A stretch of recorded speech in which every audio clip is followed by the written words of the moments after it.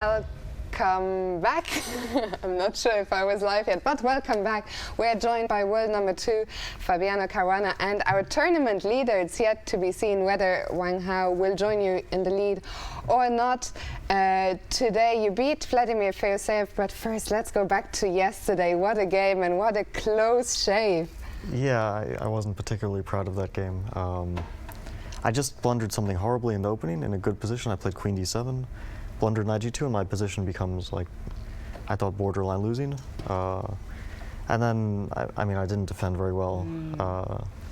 But he was playing well for the most part, and then he just failed to, like right at the finish line, he just failed to put me away. I read somewhere that you were considering resigning a few times. Yeah, there were a few moments when I almost didn't see a move anymore. And then just at some point I saw this rook e5 idea, so I figured I'll play a few more moves, and it turns out that these few more moves were enough for a draw. When was the moment when you realized, oh, this ending is actually now I'm now gonna hold? I was very surprised when he allowed me rook d5, and then I thought, like, I wasn't sure at the start if bishop takes is a draw or not, but I thought it's like 50-50, which is better than I had all game. And I thought he would actually keep the rooks on, but then it's really hard for him to win. Like, it might be winning, but suddenly my bishop is very good, my pieces coordinate. So I was very happy just to get to that position after, like, I mean, if he had played knight c1 at some moment or rook d8 at some moment, I would have just resigned. So. Today, it looked like I would say, comfortable position from quite early on. What did you make of it, and where would you say was the first sort of critical moment? Yeah, he just wasn't very well prepared for this line, which is very dangerous for black. After bishop d6, I mean, it's clear that white has a very strong positional bind, and black's king is unsafe. So where did things go wrong? Well, I think already castling is not very accurate. Because there's, well, I won't get too much into the details, but black should probably delay castling. And then we got a position like this where I thought it's very, very pleasant for white, because the thing is, he can't actually free himself so easily. Like, if he tries to play bishop b7, rook e8, knight c8, then very often after I played a4, like in the game, if he plays rook e8, then he runs into, no, rook e8. Oh, sorry. Oh, dear. I mean, he runs into stuff with bishop c4, and then, like, knight c8, bishop c5, and then queen b3 attacks his bishop on b7 and f7 pawn.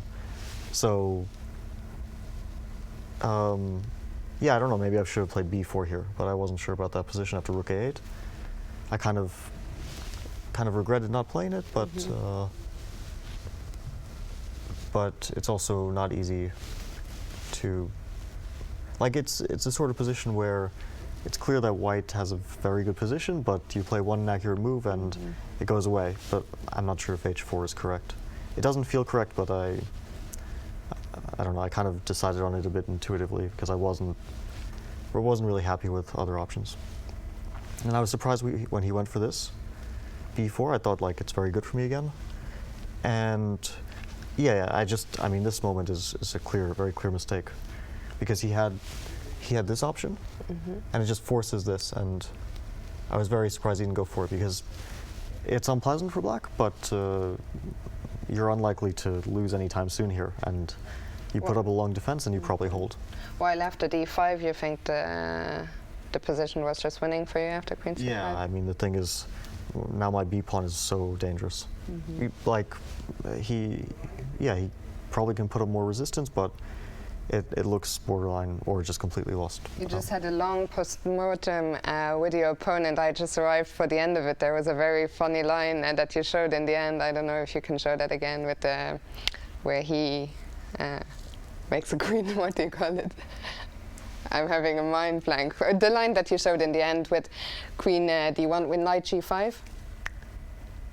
Oh, yeah, of course. Yeah, I mean, well, it's already when promotion is the word when the game is over. It's been a long day. Like, the game is already over here. I'm up a rook for nothing. But if I make one careless move, which looks kind of natural, like, just you want to trade one more pair of pieces, and at first I thought, okay, it's over. But then I noticed this knight e3, so I have to take. He promotes to a queen, And then he picks up my rook on a7, which is very surprising, and it's just an instant draw. A very, very cute little line, but you didn't fall for that. So Jan, you're now so leader well. You might be joined by Wang Hao. I know yesterday has been a tough game. You told me you're exhausted. Let me just ask you, what are your plans for tomorrow's rest day? That really depends on the weather. If the weather is good? If the weather is good, like today it was beautiful. I'm hoping that it stays that way. I'll probably play some sports or something. I heard about some plans to go to Ireland. But that is some of our team, Rakesh and Aaron, are taking a day trip to Dublin. And it's so tempting, but I thought maybe I should rest on this rest day. Well, I'm sure they would be very happy to welcome you on their trip. Fabiano, whatever you do, we wish you a great rest day. Congratulations and best of luck for after that. Thank you. Back to you guys. Thanks very much, Fiona and Fabiano. Fabiano, just before you go, just one question. We were kind of confused about the opening because this pawn sacrifice, well, I mean, this is something that, we were playing in the 1970s and it was, known to be very difficult for black and, it seems Fedoseev proved that it's very difficult for black. I mean, what did he say after the game? Why did he go in for this? Was he just unfamiliar with this? We didn't discuss the opening too much. He mentioned that he wasn't as well prepared for bishop f4 as he was for knight a3. And then with the idea of playing knight c4, d6, which is, I think, considerably less dangerous than putting the bishop there. But bishop f4 is just like the known move, and white just has very pleasant compensation. Yeah, it's actually funny because during the match against Magnus, I mean, the Rosalimo was a big topic. Yeah. And I played a line with b4, which was played, like 30 years prior or 40 years prior. So it's interesting because the whole opening has a very rich history, but you can still try to find new ideas with modern engines. No. And but you also can enjoy the games of 40 years ago. No, absolutely. I mean, c3 was basically the main line from the 1970s basically, and it's always amazed me that there's so much attention on bishop takes c6 these days, whereas these, as you said, these old lines are actually, they're still quite interesting. Yeah, they are.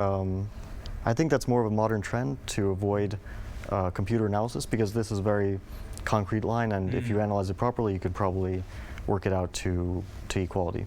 Sure. So, and bishop takes c6, you can't really work out to equality, no matter how many hours you analyze or how many engines you use. Yeah.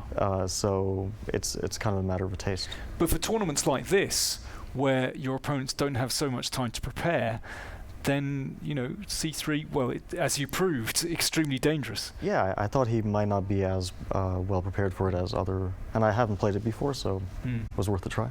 Good stuff. Okay, well, enjoy your rest day, and congratulations. Congratulations again, Fabiano.